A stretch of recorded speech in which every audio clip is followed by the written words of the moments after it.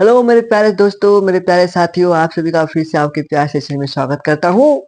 चलिए आइए आज की क्लास को स्टार्ट करते हैं। क्लास में क्या बात करेंगे ये तो बता दीजिए। हाँ भाई बताने वाला हूँ, पहले ध्यान से मेरी बातों को सुनिए, ठीक है।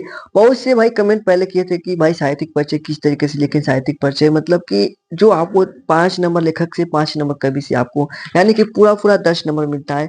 और इसी 10 नंबर के लिए भाई मेहनत तो करना पड़ेगा आपको, ठीक है। लेकिन मेहनत करने से पहले ज्यादा मेहनत भी जरूरी नहीं है। आपको पेपर में 24 फरवरी को पेपर देना है, तो बहुत और समय भी नहीं है। तो बहुत अच्छे तरीके से अपने से और किस तरीके से आप लिखेंगे कि एग्जामिनर पूरा लेखक वाले से लिखेंगे तो 5 नंबर उसमें मिलेगा, और कवि वाले से लिखेंगे तो 5 नंबर कवि वाले से मिलेगा, ठीक है। तो कैसे लिखेंगे और ये पूरा सिस्टमेटिक पूरा मैंने यहाँ पर लिख रखा है कि किस तरीके से आपको लिखना है। इसको आप ध्यान से भाई देख लीजिए, ठीक है। तो भाई बताऊंगा किस तरीके से आपको लिखना है हिंदी का साहित्यिक परिचय की आपको एग्जामिनर 5 में 5 देकर आप भी खुश हो जाए, ठीक है। चलिए स्टार्ट करते हैं। और स्टार्ट करने से पहले आपको बता दो, जितने भी चैनल पर नए होंगे चैनल को जरूर सब्सक्राइब कीजिएगा, वीडियो को लाइक करके अपने दोस्तों के साथ शेयर जरूर करिएगा। चलिए स्टार्ट करते हैं डायरेक्ट। यहाँ पर देखिए प्रश्न नंबर, अगर प्रश्न नंबर संख्या 3 है तो प्रश्न संख्या इस तरह 3 लिख लेना है। साहित्यिक परिचय हेडिंग डालना है, लिखना है साहित्यिक परिचय। और यहाँ पर मेन पॉइंट आपको क्या बताने वाला हूँ, बस ये पॉइंट दीजिए। देखिए यहाँ पर क्या करें हम, लिखे लेखक एक संक्षिप्त परिचय। यहाँ पर एक आपको बॉक्स बनाकर पेपर में कॉपी में बॉक्स बनाकर वहां पर संक्षिप्त परिचय इस तरह लिखा है। जैसे बात करें जन्म कहाँ हुआ था, जन्म कब हुआ था, जन्म स्थान का है, पिता का नाम, बचपन का नाम, मृत्यु। तो यहाँ पे एक बॉक्स बनाना है, ठीक है। इस तरह बॉक्स बना के यहाँ से आपको लिखना है इस तरीके से तरीका से। जैसे लिख सकते हैं, जैसे यहाँ पर आचार्य हजारी प्रसाद द्विवेदी का जैसे लिखे हैं, ठीक है। तो यहाँ पर एक बात छूट गया है, ठीक है। यहाँ पर हेडिंग भी आचार्य हजारी प्रसाद द्विवेदी लिख लीजिएगा, ठीक है। लिखेंगे आचार्य हजारी प्रसाद द्विवेदी का जन्म 19 अगस्त सन 1907 ईस्वी को बलिया जिले के दुबे का छपरा नामक ग्राम में हुआ था, ठीक है। तो देखिए इसमें आपको क्या बता रहा हूँ कि इसमें जो हाईलाइट चीज, जैसे यहाँ पर देखिए मैं ब्लैक पेन से लिखा हूँ 19 अगस्त सन 1907, ठीक है। यहाँ पर पूरा 19 अगस्त सन 1907 ईस्वी को बलिया जिले के दुबे का छपरा नामक ग्राम में। तो आपको यहाँ पर बलिया भी आपको हेडिंग कर देना, हाईलाइट कर देना ब्लैक पेन से। दुबे का छपरा भी ब्लैक पेन से हाईलाइट कर देना, ठीक है। यहाँ पर जैसे उनके पिता का नाम देखिए लिखे कि इनके पिता का नाम अनमोल द्विवेदी। तो यहाँ पर अनमोल द्विवेदी को देखिए ब्लैक पेन से हमने आप पर लिखा है, ठीक है। माता का भी नाम ज्योतिषमती जैसे लिखे हैं ब्लैक पेन से, ठीक है।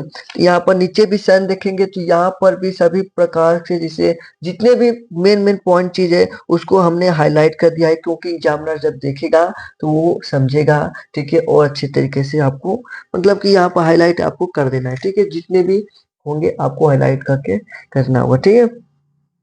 अब यहाँ पर जैसे हम लोग चलिए पूरा इसको पढ़ ही लेते हैं, थोड़ा जान लेते हैं कि आचार्य हजारी प्रसाद द्विवेदी के बारे में, ठीक है। तो देखिए आचार्य हजारी प्रसाद द्विवेदी का जन्म सन 19 अगस्त सन 1907 ईस्वी को बलिया के जिले के दुबे का छपरा नामक गांव में एक प्रतिष्ठित सरयू पारी ब्राह्मण कुल में हुआ था। इनके पिता का नाम अनमोल द्विवेदी था। जिस तरीके से देखेंगे इनके पिता का नाम अनमोल द्विवेदी था। माता ज्योतिषमती भी प्रसिद्ध एक पंडित कुल की कन्या थी। उनकी जो माता थी एक प्रसिद्ध पंडित कुल की क्या थी, कन्या थी। इस तरह बालक हजारी प्रसाद द्विवेदी को, ठीक है, संस्कृत और ज्योतिष की शिक्षा उत्तराधिकार में प्राप्त हो गया। इनके बचपन का नाम वैद्यनाथ द्विवेदी, यहाँ पर ठीक है, यहाँ पर बचपन का नाम वैद्यनाथ द्विवेदी हो गया। सन 1930 ईस्वी में इन्होंने काशी हिंदू विश्वविद्यालय से ज्योतिषाचार्य, सन 1949 में लखनऊ विश्वविद्यालय से डीलिट, यहाँ पर डीलिट भी आपको हाईलाइट कर देना जिस तरीके से, ठीक है, की उपाधि प्राप्त की। कई विभागों के अध्यक्ष में श्रेष्ठ शिक्षक कार्य करते हुए 18 मई, यहाँ पर आपको 18 जैसे 18 मई सन 1979 ईस्वी को, ठीक है, को महान साहित्यकार संस्कार को सुना करके पंचतत्वों में क्या हो गए, लीन हो गए, विलीन हो गए, ठीक है।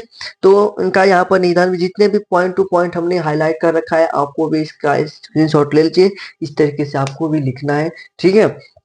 अब बात करें भाई, सबको तो भाई ये नहीं मालूम हुआ कि रचनाएं, उनकी रचनाएं में कौन उपन्यास है, ठीक है। भाई जो पढ़े होंगे बहुत पहले से ही उनको मालूम हुआ, क्योंकि अब समय नहीं है तो आपको उतना ध्यान नहीं देना, आपको अच्छे तरीके से आपको पढ़ना है, ठीक है। आपको नंबर लेना है तो देखिए आपको मालूम नहीं होगा कि रचनाएं में जैसे निबंध कौन है, ठीक है, कौन उपन्यास है, कौन मतलब कि आपको उसमें से कोई नहीं मालूम, बस यहाँ पर हेडिंग, बस उसका नाम याद है कि ये उनकी रचनाएं है। जैसे यहाँ पर देखिए रचनाएं या कृतियां हमने हेडिंग डाल दिया है और इनकी प्रमुख रचनाएं निम्नलिखित है लिख दी है, ठीक है। जैसे अशोक के फूल, कुटज, विचार प्रवाह, बाल भट्ट की आत्मकथा इत्यादि। ये यहाँ पर देखिए इत्यादि भी लिख दिए, मतलब और भी बहुत से हैं। तो आपको 4 से 5 आपको रचनाएं याद होना चाहिए, ठीक है।